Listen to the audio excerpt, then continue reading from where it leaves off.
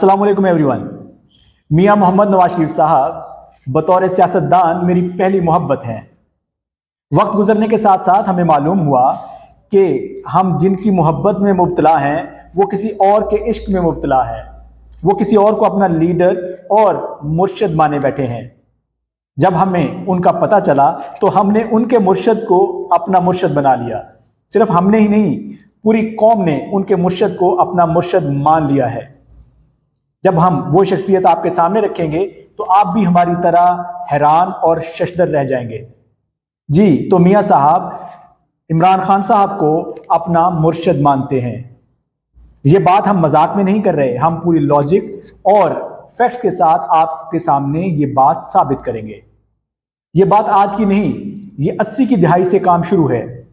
आप सोचिए कि मियां साहब 80 की दिहाई में जब सोसाइटी के अंदर थोड़े प्रोमिनेंट हुए, सियासत में आए, उस वक्त इमरान खान साहब का प्रोफाइल क्या था? वो दुनिया के सबसे बड़े क्रिकेटर और एक मेगा स्टार थे। लिहाजा मियां साहब ने कहा कि मैं अपने मुर्शिद की तरह एक क्रिकेटर बनूंगा। उन्होंने इसके लिए बहुत एफर्ट की, मगर कैपेसिटी ना होने की वजह से उनका ये ख्वाब अधूरा रह गया। वो इमरान खान की तरह क्रिकेटर तो क्या, वो क्रिकेटर भी ना बन सके। अब उनके मुर्शिद इमरान खान का दूसरा प्रोफाइल क्या था? वो प्रोफाइल था प्ले बॉय का। उन्होंने कहा कि मैं क्रिकेटर तो नहीं बन सका, अब मैं प्ले बॉय बनूंगा। आपने देखा होगा, पढ़ा होगा कि इनके नाम के साथ गुलकाराओं और एक अंग्रेज सहाफी का नाम आने लगा। इस फील्ड में भी वो कुछ ज्यादा हासिल न कर सके, मे बी कैपेसिटी इशू। आगे आ जाइए, 90 की दिहाई में जब इन्होंने इनकी सियासत अरूज पर थी तो इनका बयानिया क्या था? ये इस्लामी निज़ाम की बात करते थे या फिर अपने अपोनेंट की किरदार कुशी किया करते थे। जैसे ही खान साहब ने अपनी पार्टी लॉन्च की और इंसाफ और एहतसाब का बयानिया दिया, इन्होंने कहा कि मेरे मुर्शिद ने ये बयानिया दिया है तो मैं इसी बयानिए पे चलूंगा।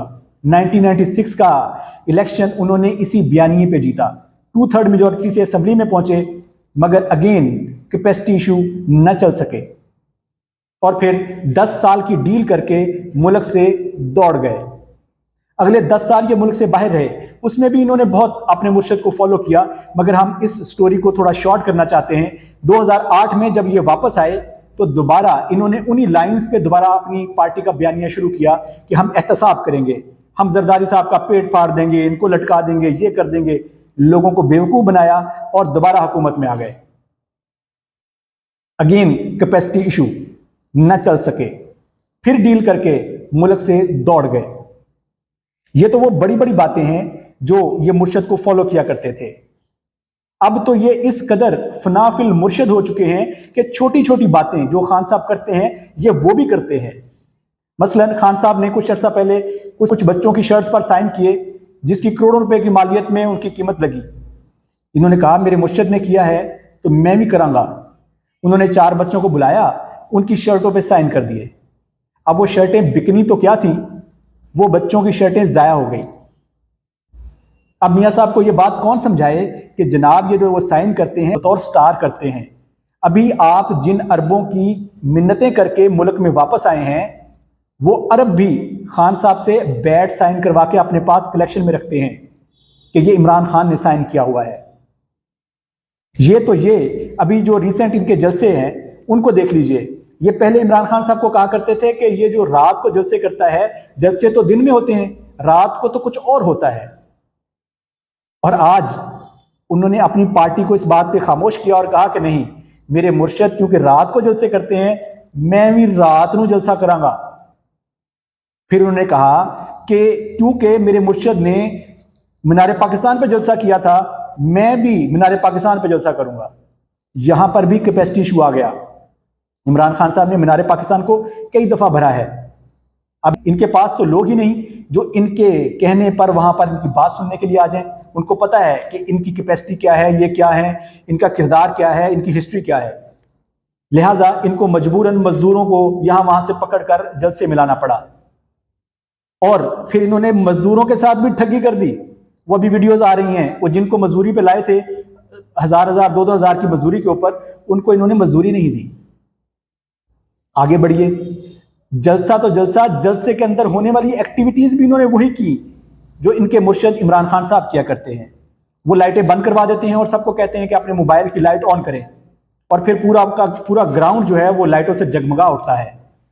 इन्होंने भी यही अनाउंसमेंट की, लाइटें बंद कर दी और कहा कि अपने मोबाइल की लाइट्स ऑन करें, आपकी बैटरियों को कुछ नहीं होगा,